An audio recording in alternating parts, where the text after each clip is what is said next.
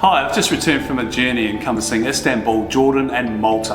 The prime reason for the journey was for my wife Catherine to run in the Petra Desert Marathon. As you can imagine, that was a bit touch and go, but more about that in a future episode. Right now, we are looking at Istanbul. The flights on Air New Zealand and Turkish Airlines were fine, but fun fact, Turkish Airlines operates to more destinations than any other airline in the world. Istanbul airport is massive, and don't underestimate this when you're transiting. It takes 40 to 45 minutes to transfer between gates. If you have lounge access, the Star Alliance lounge at the airport is very, very impressive.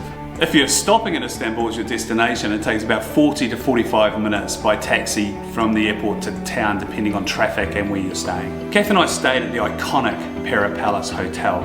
Famed for its connection to the Orient Express, literary rock stars like Agatha Christie and Ernest Hemingway, and perhaps of most interest to me, a strong connection with the founder of modern Turkey, Mustafa Kemal Atatürk. The palace has all the elements of an opulent late 19th century hotel, designed to accommodate guests fresh off the Orient Express.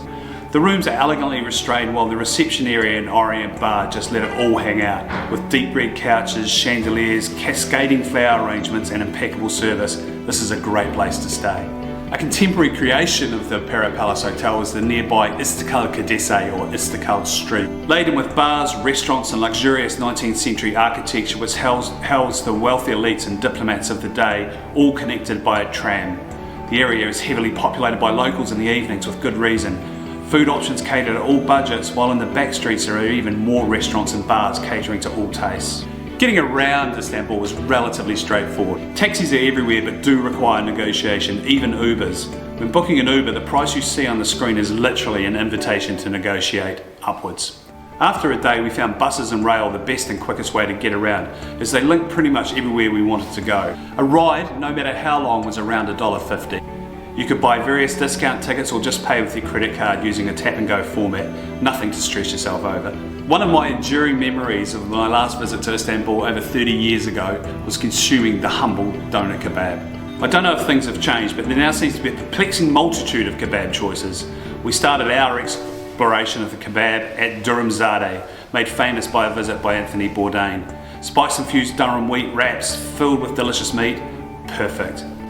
It's the simplicity of the kebab in Turkey I appreciate, not having to wade through a heap of stuff that was never meant to be in a kebab. Food is an important element to any visit to Turkey, and Kath and I made sure we had our fill travelling all over the city in pursuit of culinary delights. There is plenty to do in Istanbul, and the length of time you'll spend there will depend on the intensity of your interest. I'm a history tragic, and Kath also appears to suffer from the same affliction, as we find great joy in wandering around discovering the ancient and not so ancient wonders of our world.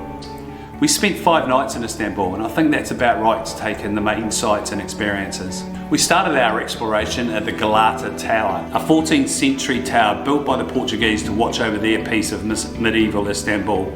The tower is quite attractive, but the main reason to visit are the views offered across Istanbul from the summit.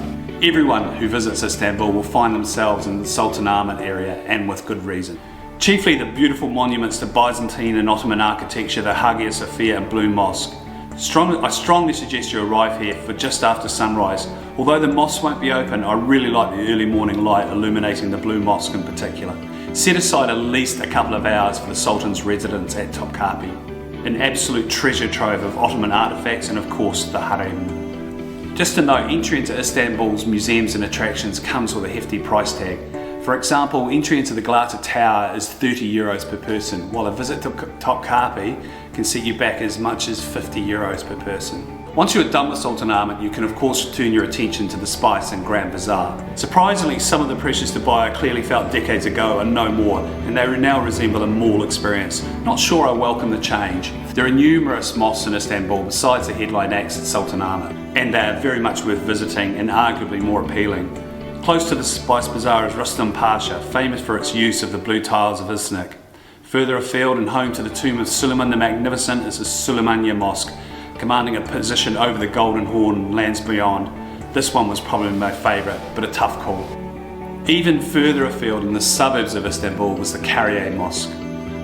Formerly a Byzantine church where the main feature was the mosaic creations of the Byzantine period, this one involved a long bus trip and a decent hike. But as I alluded to before, I love this stuff, and sometimes the journey is as interesting as the destination. On our final day in Istanbul, we felt a cruise on the Bosporus was a good way to end our visit. There are all sorts of cruises you can take, or simply take the ferry to Üsküdar for some time in the water. We decided to invest a little bit to include a hotel pickup, refreshments on board and a quality guide. All money well spent. It was a great way to see the other side of the sprawling metropolis, more palaces, multi-million-dollar homes, late Ottoman wooden houses, and generally just put our feet up for a few hours before we headed off on our next adventure, Jordan.